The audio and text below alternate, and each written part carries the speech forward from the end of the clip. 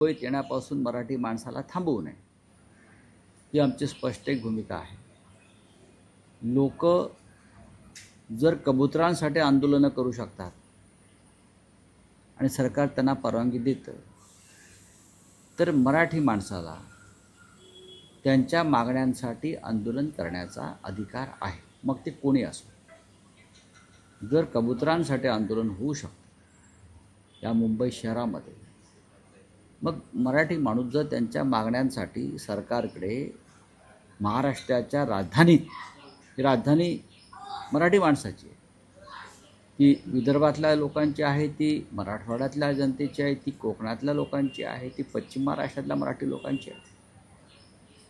तर अशा प्रकारे जर त्यांनी आपली भूमिका मांडण्यासाठी मुंबईची निवड केली असेल,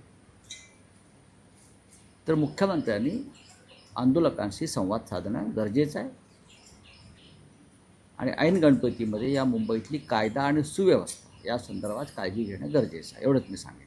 नाही, पण राऊत साहेब, मराठा आरक्षण हा विषय असा आहे की ज्यात मराठ्यांना आरक्षण देण्यापेक्षा त्यावर राजकारण जास्त होताना हे राजकारण आम्ही करत नाही आहोत. हे बघा, हे राजकारण जे आहे, जाती जातीमध्ये भेदाभेद करण्याचं काम गेल्या 10 वर्षात जास्त झालं. मग तिकडे नरेंद्र मोदी केंद्रामध्ये असतील आणि महाराष्ट्रामध्ये देवेंद्र फडणवीस असतील, जाती जातीचे तुकडे पाडायचे. हिंदुहृदय सम्राट शिवसेना प्रमुख बाळासाहेब ठाकरे यांनी जी मराठी माणसाची भक्कम एकजूट या मुंबईमध्ये किंवा महाराष्ट्रात उभारली, मराठा मराठेतर ब्राह्मण ब्राह्मणेतर घाटी कोकणी स्पृश्य अस्पृश्य 92 कोळी 96 कोळी हा जो काय त्यांनी एक मंत्र दिला, त्या मंत्राच्या ठिकऱ्या उडवायचं काम गेल्या 10 वर्षात प्रामुख्यानं झालं. मराठी माणसाची भक्कम एकजूट टिकू नये, राहू नये, यासाठी देवेंद्र फडणवीस यांनी राजकारण केलं सत्ता मिळवण्यासाठी. आज जाती जातीमध्ये आणि पोट जातीमध्ये आगी लागलेल्या आहेत, हे कधी महाराष्ट्राचं चित्र नव्हतं. हे या राज्याचं दुर्दैव आहे. आणि रोज कुठे ना कुठेतरी जात विरुद्ध जात असा संघर्ष पेटल्याची बातमी ही आमच्यासारख्या हिंदुहृदय सम्राट शिवसेना प्रमुख बाळासाहेब ठाकरे यांच्याबरोबर ज्यांनी मराठी एकजुटीसाठी काम केलं त्यांच्यासाठी वेदनादायक आहे. मनोज जरांगे पाटील हे मोठे नेते आहेत, त्यांच्या पाठी त्यांचा प्रचंड प्रमाणात समाज आहे. ते त्यांच्या समाजाच्या काही मागण्या घेऊन रोजगारासंदर्भात, आर्थिक अडचणीसंदर्भात ते सरकारकडेच मागणी करणार ना. ते प्रेसिडेंट ट्रम्पकडे ते मागू शकत नाही किंवा फ्रान्सच्या राष्ट्रपतीकडे मागण्या मागू शकत नाही. ते नरेंद्र मोदी किंवा देवेंद्र फडणवीस हे राज्याचे मुख्यमंत्री आहेत. उद्या जर तुम्ही मुख्यमंत्री नसाल तर दुसरा मुख्यमंत्री असेल, त्याच्याकडे ते आपल्या मागण्या मागतील. उद्या प्रधानमंत्री मोदी नसतील, दुसरे कोणी प्रधानमंत्री असतील तर त्यांच्याकडे मागणी मागितली जाईल. व्यक्तीकडे मागत नाही आहोत. तुम्ही आमचे पालक आहात, तुमच्याकडे जर काही मागण्या घेऊन लोक मुंबईला आलेले आहेत मराठी, तर तुम्हाला त्यांच्याशी संवाद साधावा लागेल. पण राऊत साहेब, त्यामध्ये 2 मुद्दे असे आहेत की मराठा उपसमिती जी नेमण्यात आलेली सरकारनं नेमणुका समित्यांच्या केलेल्या आहेत. त्यावर विखे पाटील असं म्हणतात की 4 वेळा मुख्यमंत्री राहिलेले शरद पवार किंवा मुख्यमंत्री राहिलेले उद्धव ठाकरे या विषयावर गप्प का आहे? प्रश्न असा आहे की कोणीही गप्प नाही. माननीय उद्धव ठाकरे साहेबांनी असतील किंवा शरद पवार साहेबांनी त्या संदर्भात वारंवार आपल्या भूमिका स्पष्ट केल्या आहेत. आज सत्तेवरती गेल्या 10 ते 11 वर्षापासून, त्याच्या आधी आपण आहात.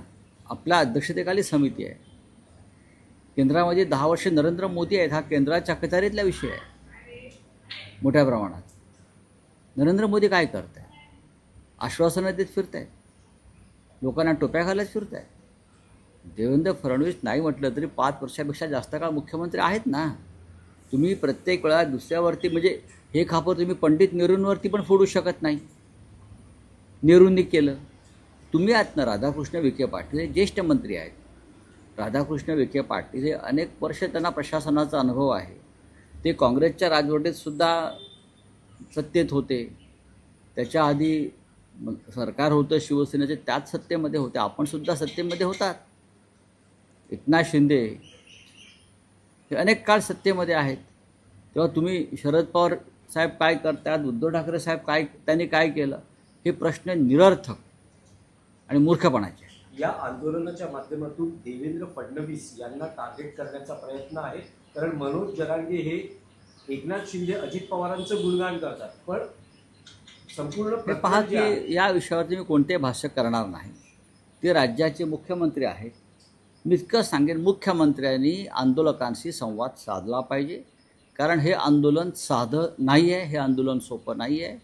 लाखोच्या संख्येने जर मराठी माणूस या मुंबईमध्ये येणार असेल, आला असेल, येत असेल, तर त्यांच्याशी तुम्हाला थेट संवाद साधल्याशिवाय शांतता राहणार नाही. टायमिंग कुठे ना कुठे चुकतं असं वाटतंय का? आणि मुंबईमध्ये नाही, असं आहे की गणेशोत्सवात नाही बघा, आंदोलन हे आंदोलन असतं. नक्कीच मुंबईमध्ये गणेशोत्सव मोठ्या प्रमाणात आहे, पण शेवटी त्याने आंदोलनाची एक तारीख घेतलेली आहे. पण शेवटी राज्याचे प्रमुख म्हणून एक बहुमतातलं सरकार तुम्ही चालवताय आणि तुम्हाला सर्व प्रकारचे निर्णय घेण्याचे अधिकार आहे आहात.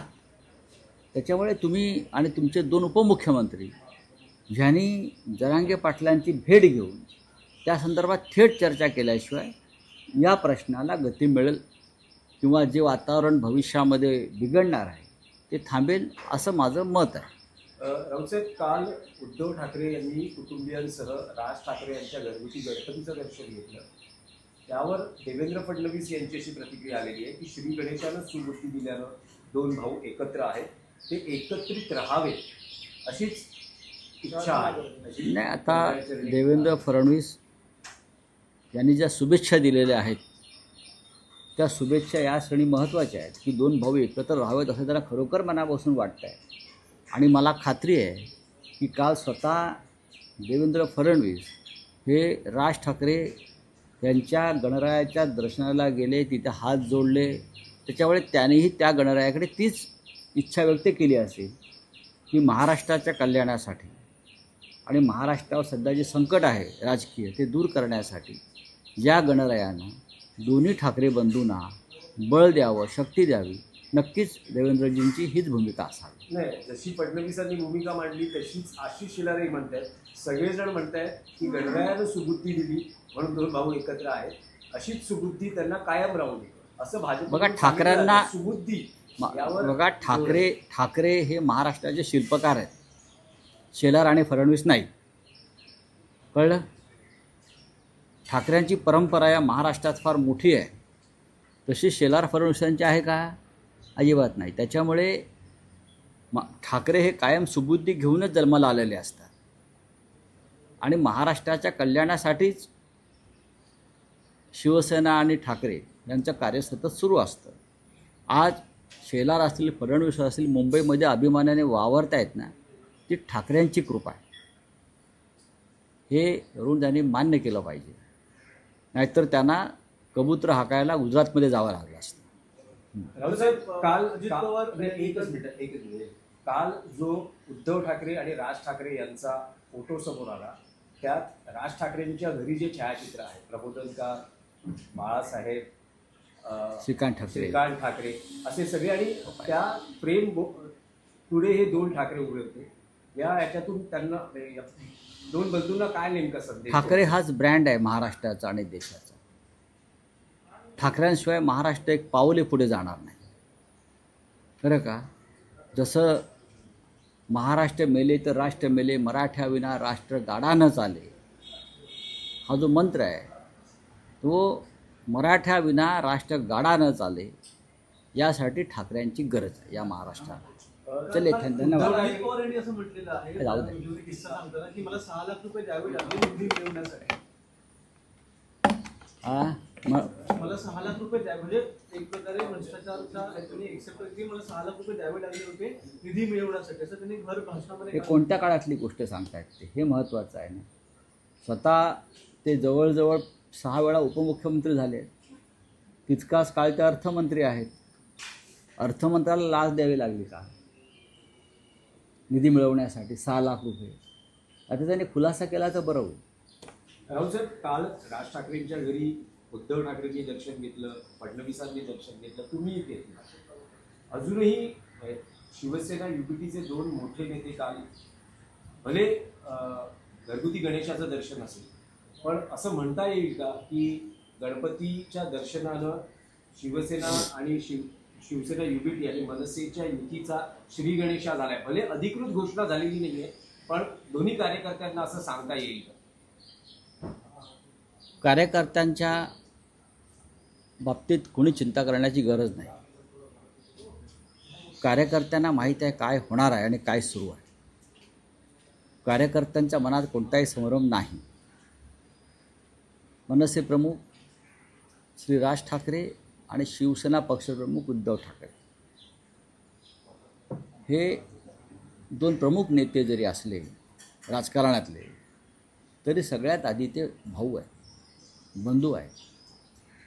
आणि त्यांच्या एकत्र येण्यानं महाराष्ट्राच्या राजकारणाला सुद्धा नवी दिशा आणि बळकटी मिळेल याची खात्री कार्यकर्त्यांना असल्यामुळे हा गणेशोत्सव त्यांच्यासाठी अधिक आनंद घेऊन आलेला आहे. धन्यवाद. बोलिए. पाटिल जो है उन्होंने आ रहे हैं और उन्होंने ऐसे भी कहा है कि देवेंद्र फडणवीस जी ने जो है आरक्षण रोकने के प्रयास किया है कई बार.